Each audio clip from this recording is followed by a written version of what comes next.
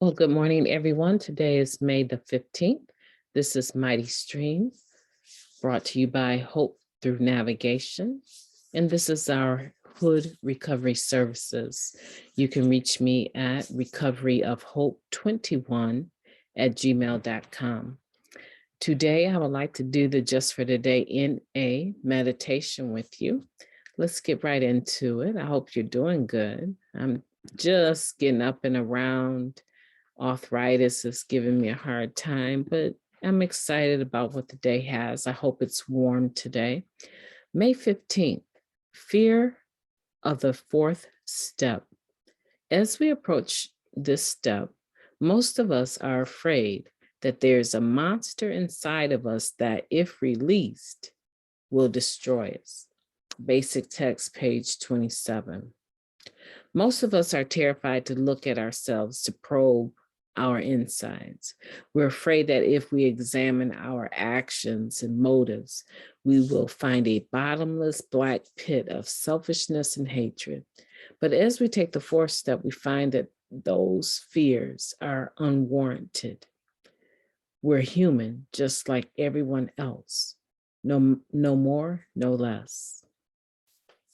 We all have personality traits that we're not especially proud of.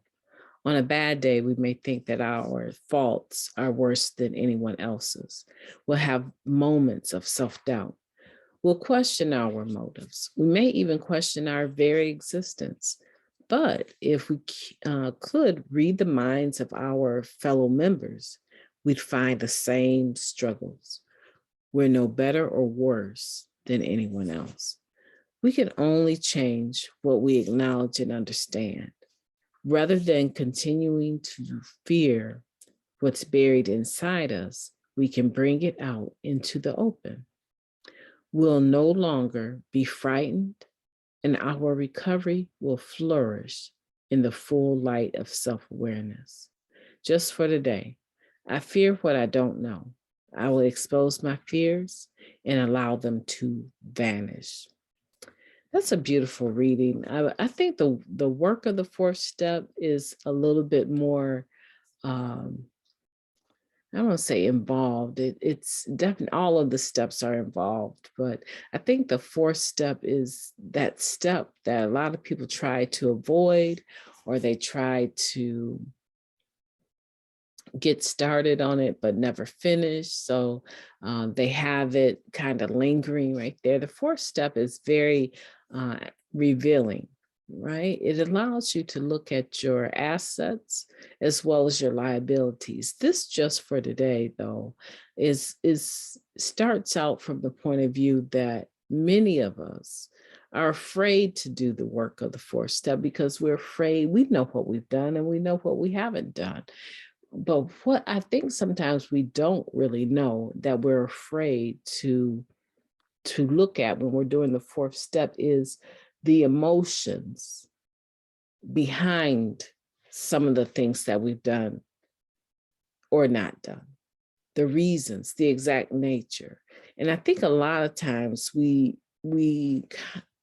project into the fifth step where we're sharing that with another person, ourselves and God, the exact nature of our wrongs. So I think that when we move into the fifth step, now that's where people generally go when you talk about the fourth step. Mentally, they go into the fifth step without realizing that the fourth step is just an inventory. It's you taking account of what is in your life, what's not in your life, the things that you need to hold on to and the things you need to let go. They're all memories, right? They're all dealing with yesterday, but the point of dealing with yesterday is for us to be able to acknowledge the things that worked, the patterns that worked, and to acknowledge the patterns that didn't work. And there's nothing wrong with being able to be mature enough to take a honest analysis, right? Search, a fearless and moral search of ourselves. There's nothing wrong with that. It's very mature. It's very responsible.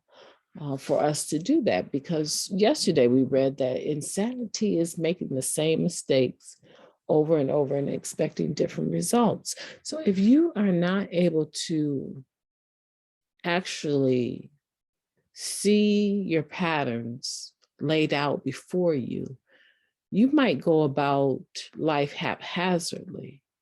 You need to know that I respond a certain way and I act a certain way when this situation occurs. It may just be when you're around your family members that you have a certain behavior. When you're around you kind of let your hair down and you become a little bit more wild. You might start cussing and swearing around family. Or maybe it's the other way. Maybe when you're around family, you shut down and you're quiet and reserved and you take a back seat, right? You think the power of their voices is stronger than the power of your own voice. It could have, something to do with where you were born in the family. Maybe the oldest is a lot more forward and directive, and because you're the middle child or the youngest child, you act a certain way in the oldest presence. Maybe when you're in the room with family members that have been abusive towards you, there's another type of personality that you display, another behavior. It's really good to know your patterns, whether they're good or they're bad, right? You need to know them so that you know what you're working with, and then you can get rid of the ones that you don't want. The purpose of this reading, I think, is to encourage people to get over the fear of doing their fourth step. And a lot of times people, they think more negatively about themselves than they're actually willing to admit, because a lot of times the self-loathing that we personally go through, we don't want people to know that we actually have this self-loathing, this hatred for ourselves that we experience, where we have to push ourselves past that so that we can just show up in life. It's hard to show up in life when you think so negatively about yourself. And it's hard to be healthy when you think so negatively about yourself, because when you're down on yourself, or you say, well, I just, I'm not a trusting person. I'm a jealous type personality. I get jealous of other women. I get jealous of men. I am always trying to measure myself up against other people, and I keep falling short. Well, you don't really know if you're falling short. What you know is that these are the thoughts you have about yourself. And it's probably unlikely, if you drew someone in and sat them down, that they would even, one, know that you think that way about yourself. And they probably would definitely not think that way about you. And if you're dealing with someone in recovery, what they're going to tell you is those are just feelings and thoughts. They are not your reality. That is a negative dialogue, self-dialogue that you're having with yourself, right? And some of those thoughts are automatic thoughts, meaning that you're so used to having them that you don't even question them anymore. The beauty of the fourth step is that it allows you to start questioning the way that you're acting, the way that you're thinking, and it's just for you. It's not for anyone else. Your fourth step is about you, your responses, your behaviors, your reactions, your thoughts, your feelings about the things that you've encountered in life. Obviously, we're living life, so it's going to, some of those things will be attached to other people, but that's not, you're just cleaning your side of the street. You're just looking at what you have in stock at the grocery store. You're not looking at anyone else's stock, right? You're looking at the stuff that you have. It's just like when I used to do inventory at a grocery store. This is before the grocery store became a 24/7. I would have to go in there at 11 o'clock at night, punch in, and I didn't leave until 7 in the morning. But one of the tasks of the day every evening was to go in and do inventory. And so I would have this little clipboard back then. It was just a clipboard with paper, with columns for every product. And we would go and look to see how many, we always knew how many were supposed to be on the shelf. But it was our responsibility to go and find each product, determine how many were left, and of the ones left, we removed the ones that looked damaged, right?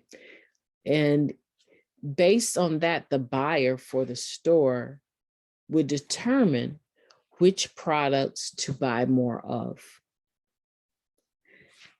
The products that were on the shelf and stayed on the shelf, barely moved one or two during the course of a whole month, were products that really weren't high in demand.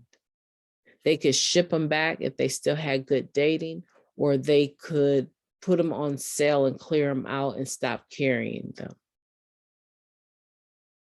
right? They always repurchased or used again the things that were beneficial to the company's prosperity. And it's the same thing with us.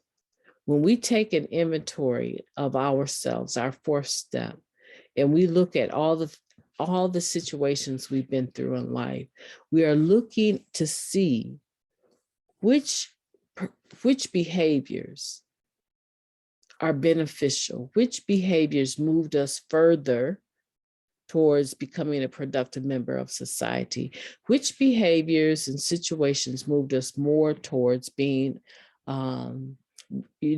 given opportunities, more towards happiness, more towards joy and peace. What are those situations? And if we can look at those situations, which are actually assets, right? We look at those and we say, I need more of that. I need less anger, less resentment, less fear, less violence, less yelling, right? Less jealousy, less moodiness. Those are things that are on your shelf that serve you no purpose. And you might have viewed them as survival instincts, but they have not been a catalyst to moving you forward in life. Matter of fact, when you got into those situations, you had to behave a certain way and say and do certain things just to be able to survive. But after you got through that, you came away with shame and guilt, and maybe even more self-loathing. Those serve you no purpose. Those need to be released, right? And some of the releasing that takes place is going to be in that 6th and 7th step, right? Asking God to remove them, those character defects, your shortcomings from you, right? And so that's why working the steps is beneficial. It is a wheel that has been built and that works. I want to encourage you not to be fearful of doing your 4th step. And I want to encourage you to understand that we all are experiencing some of the same thoughts. Just because you don't hear us talking about them doesn't mean that we don't have them. You're not unique in that sense. You are a human being. And it's time for you to be that human. My name is MightyStream. I've enjoyed your company. I look forward to talking to you tomorrow.